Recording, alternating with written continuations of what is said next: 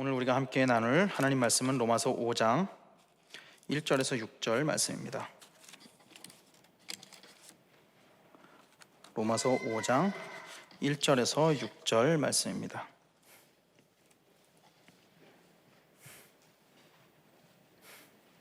제가 한 절, 여러분들이 한 절 교독하시고 마지막 절은 함께 읽도록 하겠습니다. 그러므로 우리가 믿음으로 의롭다 하심을 받았으니 우리 주 예수 그리스도로 말미암아 하나님과 화평을 누리자.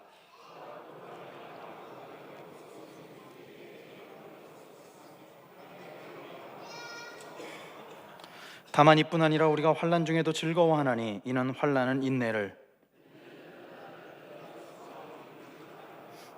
소망이 우리를 부끄럽게 하지 아니함은 우리에게 주신 성령으로 말미암아 하나님의 사랑이 우리 마음에 부은 바 됨이니 우리가 아직 연약할 때에 기약대로 그리스도께서 경건하지 않은 자를 위하여 죽으셨도다. 아멘.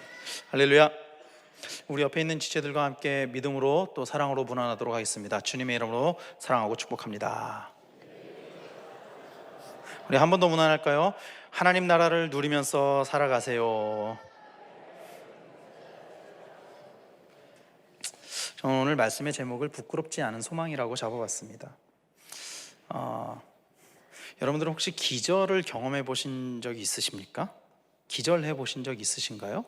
고개를 끄덕끄덕이시는 분도 계시고요. 저는 여러분들이 보시기에도 그렇겠지만 워낙 건강한 체질이라 잔병치레도 별로 없고 졸도를 한다거나 쓰러진 적도 없습니다. 그런데 살면서 딱 한 번 기절 직전까지 간 적이 있어요. 막 현기증이 나고 몸이 휘청휘청거리면서 쓰러지기 직전, 이게 무릎이 훅 꺾이면서 휙 쓰러진 적이 한 번 있었어요. 그게 언제냐면은 중학교 3학년 때 일입니다. 아직도 생생한데요. 중학교 3학년 때 어떻게 된 거냐면 이런 거예요. 초등학교 때 여러분들이 믿지는 않으시겠지만 제가 공부를 좀 곧잘 했습니다. 안 믿으시겠지만 초등학교 때 좀 공부를 했어요. 목장 리더 총무 모임 때 제가 한번 얘기했는데 우리 부모님이 저 공부 잘한다고 제가 하고 싶은 거 못하게 했다고 한번 얘기한 적이 있거든요. 어쨌든 제가 공부를 좀 했었는데 중학교 딱 들어갔는데 성적이 막 떨어지는 거예요. 제가 중학교 1학년 때 예수님을 만났습니다. 중학교 1학년 여름 수련회 때 예수님을 만났고요. 그 뒤로 예수님 만난 직후부터 밤낮을 가리지 않고 교회에서 살았습니다. 제가 중학교 1학년 때부터 새벽 기도도 나가고 수요 예배, 금요 예배, 그땐 주일에 이제 저녁 예배 있었으니까 주일 저녁 예배까지 다. 그러니 성적이 떨어질 수밖에 없겠죠. 당연히 그렇게 밤낮 교회에서 있었으니까. 문제는 뭐냐면요, 우리 부모님이 그 사실을 모르셨다라는 거예요. 성적이 떨어지는 사실을. 왜냐하면 저희 부모님은 그때 당시에 맞벌이를 하셨었고 그래서 굉장히 좀 많이 바쁘셨고, 저는 부모님이 성적표를 보시기 전에 미리 우편함에서 제가 낚아채가지고 부끄럽지만 성적표를 고쳐서 보여드렸기 때문입니다. 성적표를 이렇게 고치는 기술이 있었거든요, 옛날에. 남자분들은 아실 겁니다. 예를 들면은 이렇게 말도 안 되게 막 30등 하는 거를 2등, 1등 이렇게 고친 게 아니라 예를 들면 8등을 살짝 긁어가지고 3등으로 바꾼다던가 이런 식으로 고쳤어요. 그런데 그게 이제 좀 상습적으로 하게 됐었던 거예요. 예수님 만났는데도요. 그랬었어요. 그런데 어느 날 어머니가 학교를 다녀오시게 됐어요. 어떤 일인지 기억은 안 나는데 아무튼 학교 가서 선생님이랑 면담을 할 일이 있었어요.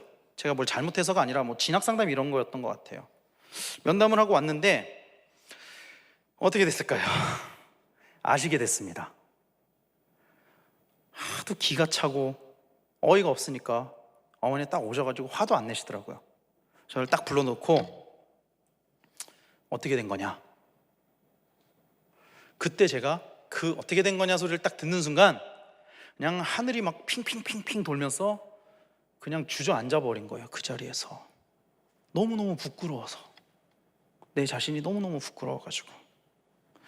우리가 잘 쓰는 단어 중에 부끄러움이란 단어가 있습니다. 부끄러움. 어떤 때 이 단어를 사용할까요? 우리가 부끄럽다라는 단어를. 각자 다른 부끄러움들을 가지고 있을 것입니다. 살다 보면은 내가 부끄러워하는 부분이 각자 다를 거예요. 여러분들은 어떤 부끄러운 부분들을 가지고 계십니까? 부끄럽다라는 말의 뜻을 알게 되면은 우리가 가지고 있는 부끄러움이 진짜 부끄러움이 아닐 수도 있다라는 것을 우리는 알게 될 것입니다. 그렇다면 부끄러움의 뜻이 무엇이냐? 부끄럽다라는 그 부끄러움의 뜻은 부끄러워하는 느낌이나 마음. 그렇다면 이 부끄럽다라는 뜻이 뭐냐면요, 이런 거예요. 일을 잘 못하거나 양심에 거리끼어 볼 낯이 없거나 매우 떳떳하지 못하다, 이런 이야기입니다. 부끄러움은. 우리는 이 부끄럽다라는 단어와 창피하다라는 단어를 혼용해서 사용하거든요. 같이 사용할 때가 참 많이 있거든요. 원래 창피하다의 뜻은 체면이 깎이는 일이나 안 입고 온 일을 당해서 부끄럽다, 이런 일입니다. 부끄러움과 창피함이라는 것은 어떤 원인에 의해서 일어나는 감정인데 그 원인이 다르다라는 거예요.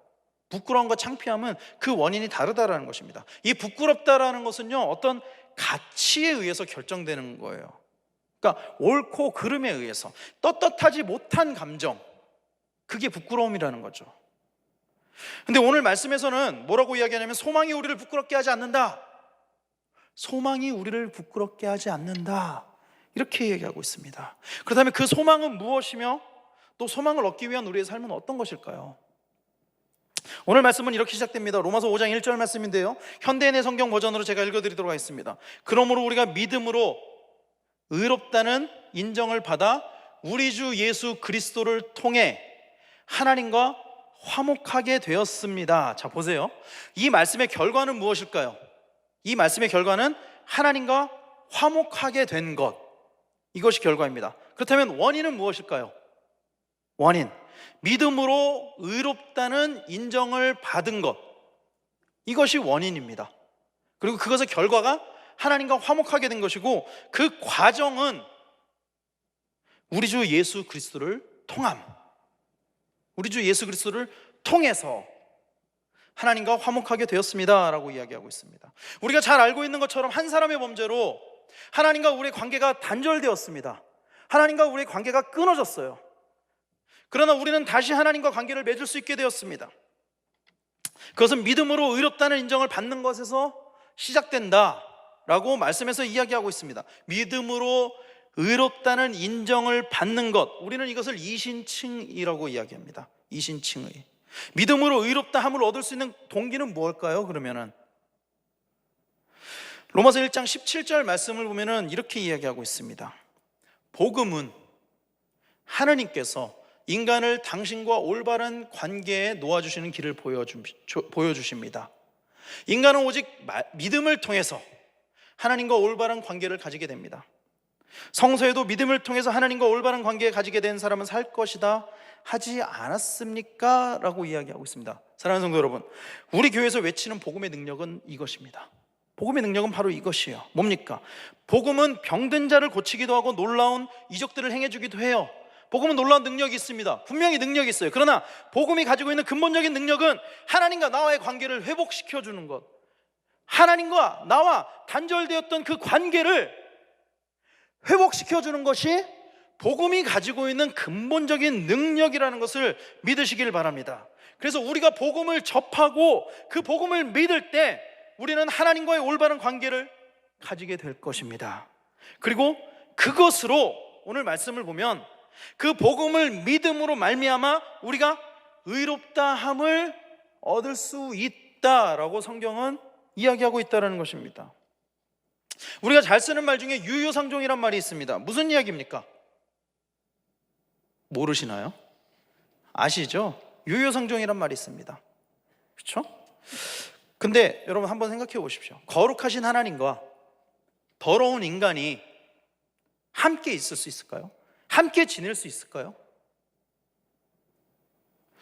그러기 위해서는, 하나님과 우리가 관계가 회복되고 함께 지내기 위해서는 두 가지 방법이 있어요. 첫 번째는 하나님이 더러워지시거나 혹은 우리가 깨끗해지거나.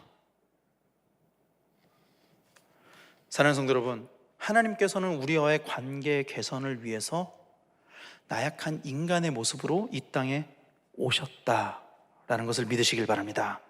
그리고 예수 그리스도를 통해서 우리와 하나님이 관계를 가지게 해주셨다라는 것입니다. 하나님께서 이런 노력을 우리에게 보여주고 계셨어요. 보여주셨어요. 그렇다면 우리는 어떻게 다가가야 할까요?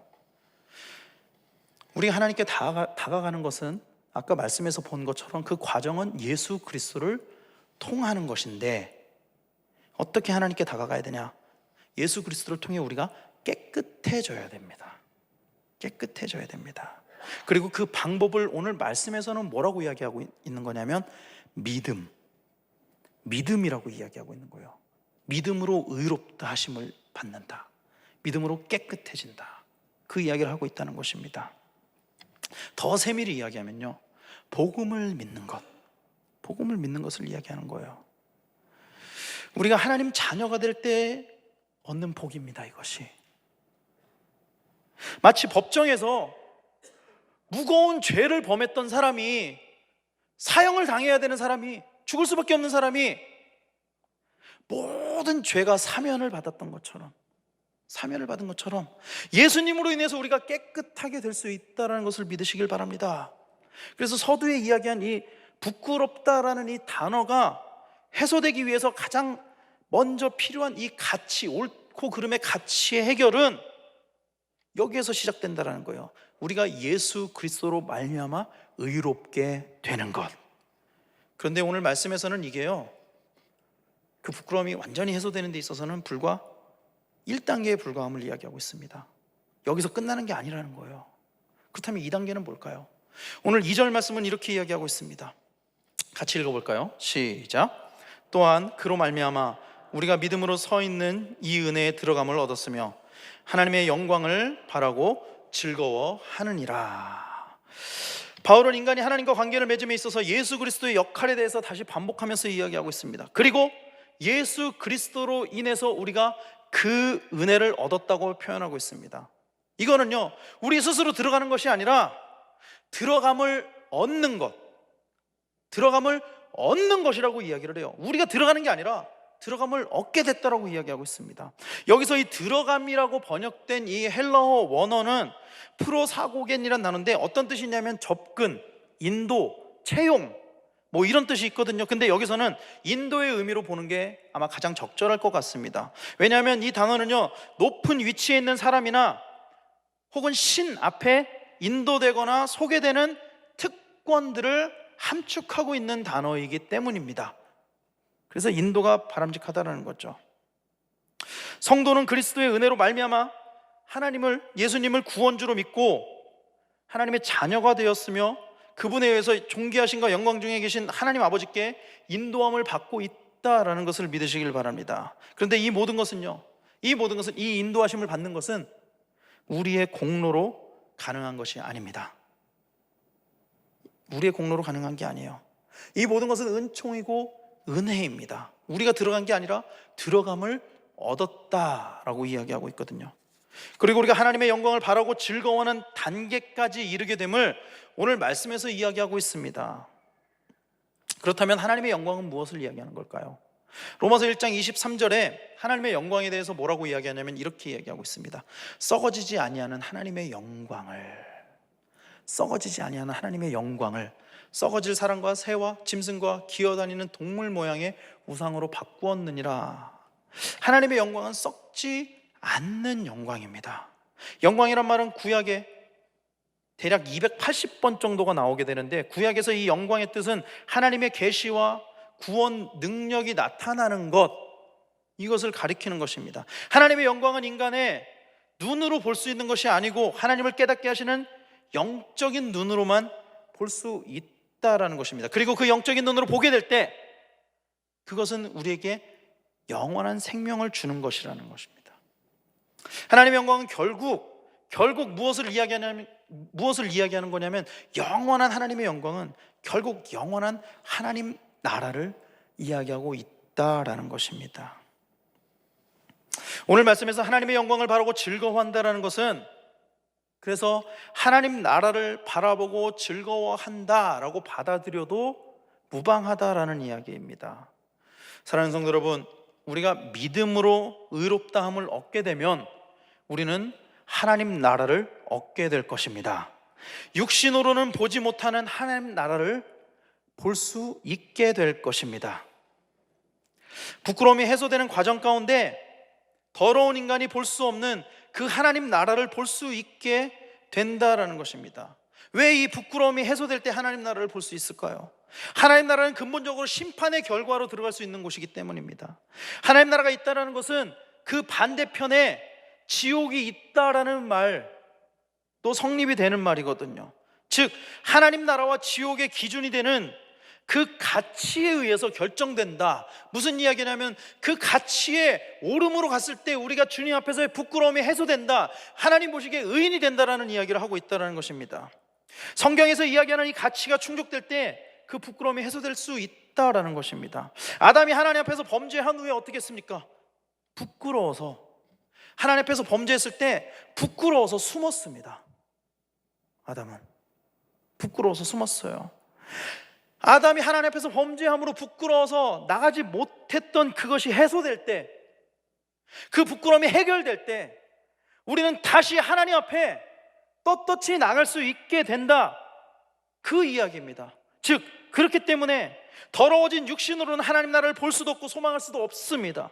눈에 보이지 않는 하나님 나라를 보면서 즐거워할 수 있다는 것은 그래서 엄청난 축복이라는 것을 믿으시길 축원합니다. 그러나 이것도 부끄러움이 완전히 해소되는 단계는 아닙니다. 그러면 어느 단계에 이르러서야 부끄러움이 해소될까요? 오늘 3절 말씀에서는 이렇게 이야기합니다. 이렇게 시작됩니다. 다만 이뿐 아니라, 표준 세번역에서는 이렇게 이야기해요. 그뿐만 아니라 우리는 환난을 자랑합니다. 우리는 환난을 자랑합니다. 믿음으로 의롭다함을 받아서 하나님과의 관계가 개선돼서 하나님 나라를 보고 즐거워할 수 있는 사람이 어떤 삶을 사는지에 대해서 잘 이야기해주고 있습니다. 가장 먼저 환난을 자랑한다라고 이야기하고 있습니다. 여러분, 환난이 뭐 좋은 거라고? 좋은 거 아니잖아요. 환난 뭐 좋은 거라고 그거를 자랑스러워할까요? 이 환난으로 번역된 헬라어 들마세신이라는 이 단어는요, 어떤 뜻을 가지고 있냐면은 포도즙 틀에서 포도즙을 짜내듯이 쫙 짜내듯이 피와 땀과 눈물과 고통을 짜낸다, 이런 뜻을 가지고 있습니다. 마지막 한 방울까지 짜내는 그 고통을 이야기하는 거예요. 그리고 즐거워하나니는 기뻐 날뛰다, 의기양양하다 또는 자랑하다라는 의미입니다. 여기서 바울은 믿음으로 하나님의 은혜에 들어가게 된 이 즐거움이 복음으로 인해 받게 되는 핍박과 환난보다 훨씬 더 크다, 훨씬 더 크다라고 이야기하고 있습니다. 성도가 괴로움과 슬픔이 많음에도 불구하고 모든 환난을 극복하며 오히려 즐거운 가운데 힘차게 살아갈 수 있는 것은, 세상의 즐거움과 고통은 이거는 잠깐 피었다가 사라지는 안개처럼 일시적인 반면에 그리스도 안에서 발견하는 즐거움과 기쁨은 영원한 것이기 때문입니다. 할렐루야. 고린도서 4장 18절 말씀에서 이렇게 이야기하고 있습니다. 우리는 보이는 것에 눈길을 돌리지 않고 보이지 않는 것에 눈길을 돌립니다. 보이는 것은 잠시뿐이지만 보이지 않는 것은 영원하기 때문입니다. 할렐루야. 보이는 것을 바라본다면 즐거움과 기쁨으로 살아갈 수 없을 것입니다. 말씀에서 이야기하는 것처럼요. 보이지 않는 하나님의 영광, 즉 하나님 나라를 바라볼 수 있기 때문에 우리는 즐거움과 기쁨으로 살아갈 수 있다는 것입니다. 더더욱 성도는 주님께서 약속하신 영원한 세계에 대한 소망이 너무나 크기 때문에 이 즐거움이 너무나 크기 때문에 현재 우리가 받고 있는 이 고난, 환난, 이런 것들을 상쇄시킬 수 있다는 것입니다. 즐거움으로요. 예수님께서는 우리들에게 이렇게 약속하셨습니다. 요한복음 14장 1절에서 3절 말씀에 보면요, 이렇게 약속하고 있습니다. 너희는 마음에 근심하지 말아라. 하나님을 믿고 또 나를 믿어라. 내 아버지 집에는 있을 곳이 많다. 그렇지 않다면 내가 너희에게 있을 곳을 마련하러 간다고 너희에게 말했겠느냐. 나는 너희가 있을 곳을 마련하러 간다. 내가 가서 너희가 있을 곳을 마련하면 다시 와서 너희를 나에게로 데려다가 내가 있는 곳에 너희도 함께 있게 하겠다라고 이야기하고 있습니다. 하나님 나라가 우리에게 예비되어 있다라는 이 믿음이, 우리에게 하나님 나라가 예비되어 있다라는 이 믿음이 우리 삶 가운데 환난이 있어도 즐거워할 수 있게 한다라는 것입니다. 여러분, 우리는요, 사실 예를 들어서 우리 노후를 대비해서 예비해 놓은 그 약간의 저축, 저금을 보고도 즐거워합니다. 안심합니다. 그걸 보고도.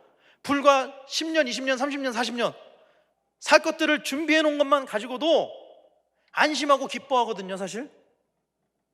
하물며 영원히 근심이 없는 곳이 예비되어 있다면 여러분 얼마나 기쁠까요? 영원히 근심이 없는 곳, 영원히 평화를 누릴 수 있는 곳, 영원히 즐거울 수 있는 곳, 이곳이 우리에게 예약되어 있다면 얼마나 기쁠까요? 그 영원한 것을 위해서 이 땅에서 약간의 환난을 당해야 한다면, 우리가 이것을 확실히 믿는다면 우리는 그것을 기쁨으로 감당할 것입니다. 영원한 것이 있다는 것을 확실히 믿는다면. 그래서 오늘 말씀에서도 이렇게 이야기하고 있습니다. 3절 4절 말씀인데요, 그뿐만 아니라 우리는 환난을 자랑합니다. 우리가 알기로 환난은 인내력을 낳고, 인내력은 단련된 인격을 낳고, 단련된 인격은 희망을 낳는 줄을 알고 있기 때문입니다. 복음을 따르는 자들에게는 필연적으로 환난이 닥쳐오고 또 인내력이 요구되게 됩니다. 여기서 말하는 이 인내력은 어떤 뜻이냐면 최후까지 남는다, 참는다, 기다린다, 이런 의미가 있습니다. 성도들이 이 땅에서 그리스도를 위해서 살 때 극심한 고통과 핍박, 고난이 당하지만 이 모든 환난에서 끝까지 견딜 수 있게 되는 것, 끝까지 버틸 수 있게 되는 것, 이것을 이야기하는 것입니다. 그리고 이 인내력은 단련된 인격을 낳는다라고 이야기하고 있습니다. 개역개정버전에서는 이거를 연단이라고 번역을 했거든요. 연단이라고. 이 단련된 인격은 일반적으로는 엄격한 시험이나 혹독한 시련을 통과하게 되는 것, 이런 것을 의미하는 말입니다. 마치 용광로에서 금이 여러 번 단련됨으로써 정금과 같이 순금이 만들어지는 것처럼 우리 성도들은 여러 가지 시험과 환난을 참고 견딤으로써 우리 자신이 정화되고 깨끗하여진다는 것입니다. 여기에는 성령의 사역이 함께하고 이 믿음의 시련을 통과한 성도는 금보다 더한 신앙인의 삶을 살게 되는 줄로 믿습니다. 그래서 성도의 삶에는요, 온전한 인격이 따라와야만 합니다. 성도의 삶에는요, 인격도 따라와야 돼요. 믿음과 인격이 다 일치하는 것은 아닙니다. 믿음이 있는 사람이 다 인격이 좋은 건 아니에요. 그러나 참된 그리스도인이라면, 이 단계까지 이르렀다면, 환난을 기뻐하고 그 환난을 끝까지 버틸 수 있는 단계까지 우리가 성장했다라면 당연히 우리의 인격도 변해 가야 될 것입니다. 만약에 내 인격이 예수님을 닮는 인격으로 변하지 않고 있다면 우리는 우리 자신을 돌아봐야만 합니다. 우리가 아직 그 단계까지 이르지 못했구나. 완전히 나의 이 부끄러움이 해소되는 단계까지 이르지 못했구나. 그리고 이 단련된 인격은 희망을 낳는다라고 이야기하고 있습니다. 이 희망을 개역개정에서는 소망으로 번역하고 있습니다. 이 소망은 부활의 소망을 이야기하는 것입니다. 바울은 죽은 자가 다시 사는 일이 없으면 하나님께서 그리스도를 다시 살리지 않았을 것이며, 또한 그리스도께서 다시 살지 못했으면 우리 성도의 신앙도 헛되다고 가르쳤습니다. 그리스도의 죽으심과 부활은 기독교 신앙의 핵심입니다. 그리고 안다라는 말은 영적인 체험을 통해 얻어지는 경험을 이야기하는 것입니다. 즉, 환난은 우리에게 예수 그리스도의 죽으심과 부활에 대한 소망을 가지게 해준다라는 이야기를 하고 있는 것입니다. 그리고 그것이 우리의 영적인 체험으로 날마다 우리를 인도한다라는 이야기를 하고 있다는 것입니다. 그리고 이 소망은 우리를 부끄럽지 않게 한다고 이야기하고 있습니다. 그 이유를 이렇게 이야기하고 있습니다. 5절 말씀입니다. 소망이 우리를 부끄럽게 하지 아니함은 우리에게 주신 성령으로 말미암아 하나님의 사랑이 우리 마음에 부은 바 됨이니. 우리가 예수 그리스도를 믿음으로 의인이 되고 하나님 나라를 소망하게 되어 떳떳하게 하나님 나라에 들어갈 수 있게 되는 그 이유를 우리에게 주신 성령으로 말미암아 하나님의 사랑이 우리 마음에 부은 바 되었다라고 이야기하고 있습니다. 그런데 이 부끄럽다라는 말은요, 어떻게 또 번역할 수 있냐면 실망시킨다라는 말로도 번역할 수 있습니다. 그래서 현대인의 성경으로는 이 똑같은 말씀을 뭐라고 번역하고 있냐면요, 이렇게 번역하고 있습니다. 이 희망은 우리에게 실망을 주지 않습니다. 그것은 하나님이 우리에게 주신 성령으로 우리 마음에 그분의 사랑을 부어주셨기 때문입니다. 실망을 주지 않는다라고 이야기하고 있습니다. 우리 자신이 떳떳해지는 것뿐만이 아니라 그 이상의 만족을 준다라는 이야기를 하고 있는 것입니다. 그리고 그것은 우리 안에 주님이 사랑을 부어주심으로 가능한 일이다 라고 이야기하고 있다는 것입니다. 사랑하는 성도 여러분, 성령이 우리 안에 거할 때 우리 안에 주님의 사랑이 가득하게 된다는 것을 믿으시길 바랍니다. 그리고 이 사랑은요, 어떤 사랑입니까? 목숨까지도 바친 사랑입니다. 우리를 위해서 죽으신 그 사랑입니다. 6절 말씀에 그래서 이렇게 얘기하고 있습니다. 우리 죄 많은 사람들이 절망에 빠져 있을 때 그리스도께서는 당신의 때가 이르러 우리를 구원하시려고 죽으셨습니다. 이게 예수님의 사랑입니다. 이게 우리를 향한 사랑입니다. 성령이 우리 안에 거할 때 우리 안에 거하게 되는 그 사랑이 이 사랑입니다. 우리를 위해 죽으신 예수 그리스도의 사랑. 바울은 죽은 자가 다시 사는 일이 없으면 하나님께서 그리스도를 다시 살리지 아니하셨을 것이며, 또 그리스도께서 다시 살지 않았으면 우리의 신앙도 헛되다라고 가르쳤습니다. 사랑하는 성도 여러분, 우리가 아직 죄 가운데 있었을 때에는 우리에겐 절망밖에 없었습니다. 그러나 예수 그리스도께서 부활하심으로, 승리하심으로, 그 예수님으로 인해서 우리가 믿음으로 의인이 되어 하나님 나라에 대한 소망을 품게 되면 우리에게는 이전과는 비교할 수 없는 기쁨과 만족이 주어진다는 것을 믿으시길 바랍니다. 그리고 이를 위해 그리스도께서 우리를 구원하시려고 죽으셨습니다. 사랑하는 성도 여러분, 우리의 구원은 오직 은총으로 가능한 것입니다. 은혜로 가능한 것입니다. 우리 스스로는 우리를 구원할 수 없습니다. 우리는요, 어떤 착각을 하냐면 우리는 우리 스스로 의인이 되었다라고 생각할 때가 있어요. 나의 믿음으로 의인이 된 거야. 내가 예수님을 믿으니까 그건 나의 권리야. 하지만 그 모든 것도 은혜라는 것을 믿으시길 바랍니다. 여러분, 우리의 삶을 한번 돌아보십시오. 얼마나 은혜가 넘칩니까? 얼마나 은혜가 가득합니까? 지금 우리가 살아있는 것도, 하나님 나라를 누리는 것도 모두 다 하나님의 은혜입니다. 우리는 세상을 살아가면서 힘들다, 아프다 하지만 사실 우리가 힘든 것, 아픈 것, 어려운 것보다 하나님이 우리에게 부어주신 은혜가 훨씬 더 크다라는 것을 우리는 조금만 생각해 보면 알 수 있습니다. 예수 그리스도께서 우리를 위해 자신의 목숨을 주신 은혜로 우리는 하나님 나라를 누릴 수 있게 되었습니다. 우리 안에 주님의 사랑이 있다면 그 어느 곳이나 다 하나님 나라가 될 수 있습니다. 그러나 많은 사람들이 하나님 나라를 누리지 못합니다. 말로는 하나님 나라를 누려야 됩니다. 이 땅에서 하나님 나라를 누립시다 이야기하지만 많은 사람들이 그 이야기를 들으면서도 하나님 나라를 정작 누리지 못해요. 누리지 못한 사람들이 너무나도 많이 있습니다. 왜 그럴까요? 이 세상의 어려움을 이기지 못합니다.